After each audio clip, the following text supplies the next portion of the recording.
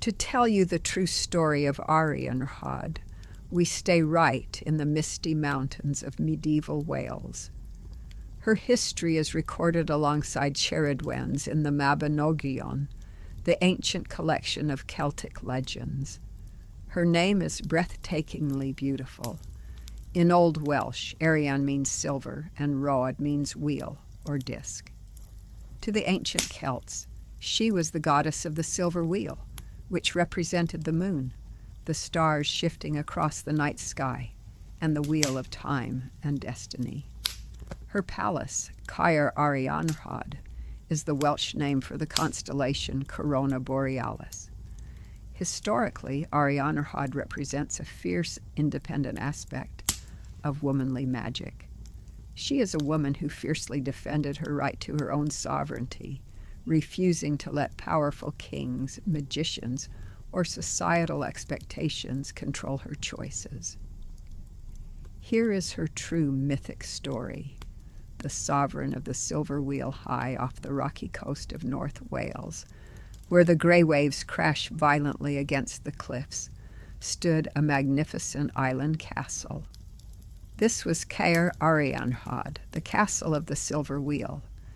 Inside lived Arianrhod, a royal goddess of immense beauty, pale as the moonlight and wise in the ways of the stars.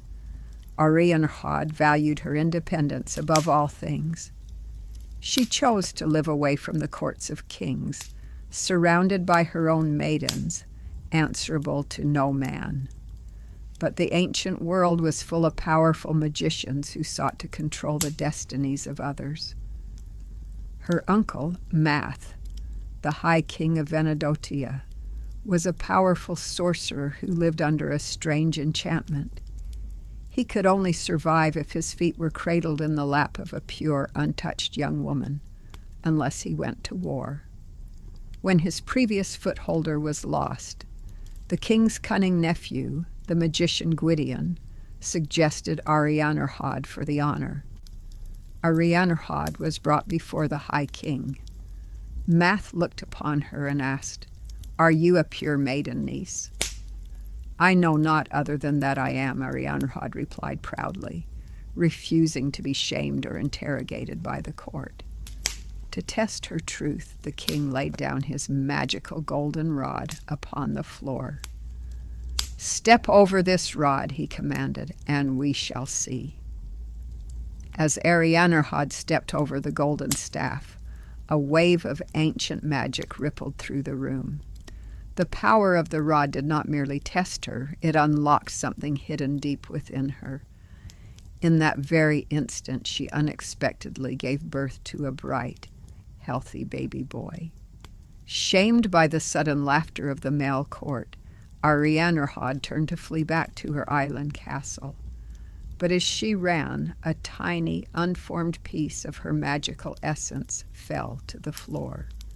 Gwydion, the clever magician, quickly scooped it up and hid it away in a velvet-lined chest at the foot of his bed. Months later, Gwydion opened the chest and found that the essence had grown into a second beautiful baby boy. Gwydion claimed the boy as his own and raised him in secret. When the child grew into a handsome, bright youth, Gwydion decided it was time to confront Arianrhod. He brought the boy to her island fortress. When Arianrhod looked upon the child, she was struck with a wave of deep anger. She had been publicly humiliated by the magicians, and now they were using her children to force her into a traditional role of motherhood she had never chosen. "Who is this boy?" she demanded, her voice cold as the sea spray.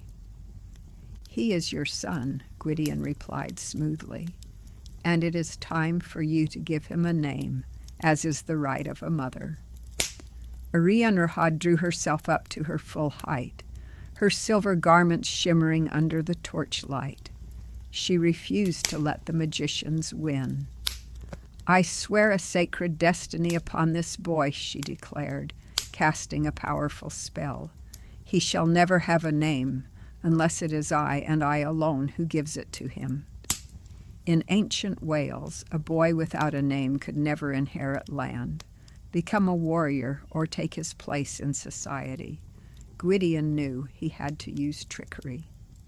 The next day, Gwydion used his illusions to disguise himself and the boy as traveling shoemakers. They sailed to her castle on a ship made of seaweed and foam. Arianrhod, seeing the beautiful leather they carried, boarded the ship to be fitted for silver slippers. While she was matching the leather, a small golden wren landed on the mast of the ship. The young boy took up his bow and shot a single arrow, striking the tiny bird perfectly in the leg without killing it. Arianrhod clapped her hands in genuine admiration. "Ah!" she laughed. "With a steady hand did the fair-haired one strike it." Gwydion instantly dropped the magical illusion, revealing their true forms. "You have spoken his name," the magician shouted triumphantly. "You called him the fair-haired one with the steady hand. His name is now Lugh Law Gifts." Realizing she had been tricked, Arianrhod's eyes flashed with the fury of a winter storm. She stepped back onto the stone docks and raised her arms to the night sky. "Then I lay a second destiny upon him," she cried out, her voice echoing across the waves. "He shall never bear arms, nor wield a sword, nor wear armor unless I myself buckle them onto his frame." Once again, Gwydion used his shape-shifting magic.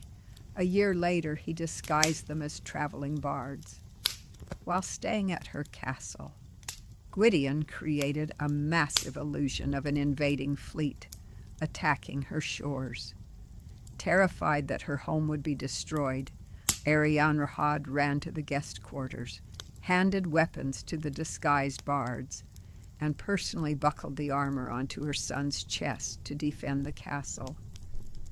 The moment the armor was secure, Gwydion dissolved the illusion. The sea was calm. Arianrhod stood in the quiet hall, realizing she had been deceived a second time. The magicians had stripped her of her secrets, her privacy, and her choices, but she still held the ultimate power of the silver wheel. "I lay one final destiny upon him," she whispered, a deep, heavy magic settling over the stone hall. "He shall never wed a woman of any race that walks this earth today." This was a curse Gwydion could not undo with a simple disguise.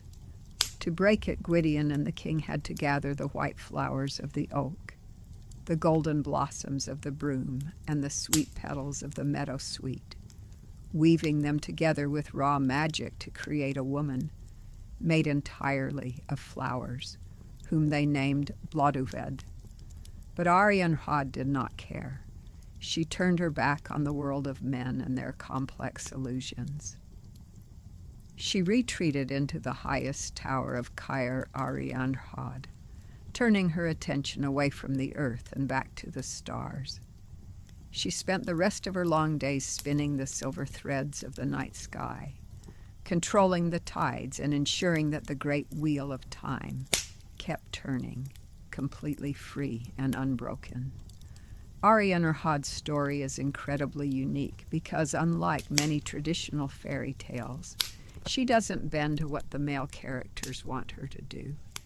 She fiercely protects her autonomy, her connection to the moon, the stars, and the silver wheel mirrors, that cosmic, weaving grandmother energy you love.